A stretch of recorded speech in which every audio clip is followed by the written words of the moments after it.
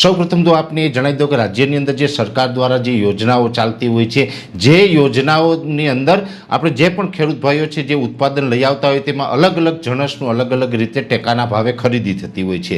ચાલુ વર્ષે પણ જે ચોમાસું પાકની ખરીદી થઈ, અત્યારે શિયાળુ પાકની પણ જે ખરીદીની નોંધણી ઘણી જગ્યાએ થઈ ગઈ છે, ઘણી જગ્યાએ હવે ખરીદી ચાલુ થવાની છે। ત્યારે ચોમાસું પાકની વાત કરવા જઈએ તો એક મુખ્ય પાક આપણો ગુજરાતનો કહેવાય છે મગફળી। મગફળીની અંદર જોવા જઈએ તો સરકારે જે ખરીદીની જાહેરાત કરી હતી તેની અંદર 15.21 લાખ મેટ્રિક ટન મગફળી છે એ ટેકાના ભાવે ખરીદવાની હતી અને એની અંદર રજીસ્ટ્રેશન થયું હતું 9,32,000 ખેડૂતોનું। હવે 9,32,000 ખેડૂતોનું જે રજીસ્ટ્રેશન થયું એની ટેકાના ભાવે ખરીદીની પ્રક્રિયા ચાલુ થઈ, ખરીદી પણ પૂર્ણ થઈ ગઈ છે। ખરીદી પૂર્ણ થઈ ગઈ એનો પણ લાંબો સમય થઈ ગયો છે।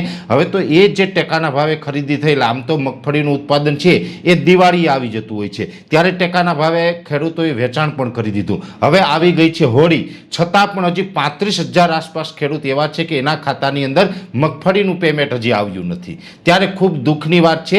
ભલે આ એક જે ખરીદીનો આંકડો છે એ તો 9,32,000 ખેડૂતનો છે, એમાંથી જે ખેડૂતોને પેમેન્ટ બાકી છે એ 35,000ને છે। એટલે આમ આંકડાકીય રીતે જોવા જઈએ તો ભલે એ આંકડો નાનો છે, છતાં પણ આ 35,000 ખેડૂતોનો ગુનો શું કે એમને મગફળીનું પેમેન્ટ ના મળ્યું? કેમ કે આની અંદર જોવા જઈએ તો ક્યાંય ને ક્યાંય દોષિતો છે તો મંડળીઓ છે ને આમ પણ સહકારી મંડળીઓની અંદર ભૂતકાળમાં પણ અનેક કૌભાંડો છે એ થતા આવ્યા છે ને ફરીથી એક વખત સામે એ આવ્યું છે કે કોઈ સહકારી મંડળીઓ જે આ ખરીદી કરી છે ને એ મંડળીઓએ જે ખેડૂતને પેમેન્ટ ચૂકવવાનું હોય છે એમાં 35,000 કરતાં વધુ ખેડૂતોને આનું જે પેમેન્ટ છે એ નથી ચૂકવાયું। તો સરકારશ્રીને પણ વિનંતી છે કે આવી મંડળીઓ સામે કડકમાં કડક કાર્યવાહી કરવામાં આવે। આ મંડળીઓની વિરુદ્ધ કાર્યવાહી કરીને બીજી વખત આવી મંડળીઓને ખરીદીની પ્રક્રિયામાં સામેલ ન કરવામાં આવે, બીજી વખત આને ટેકાના ભાવે ખરીદીનો લાભ ન આપવામાં આવે, આવી પણ વિનંતી છે। અને આ મંડળીઓને પણ ખાસ અહીંયા સૂચના છે કે દરેક મંડળીઓ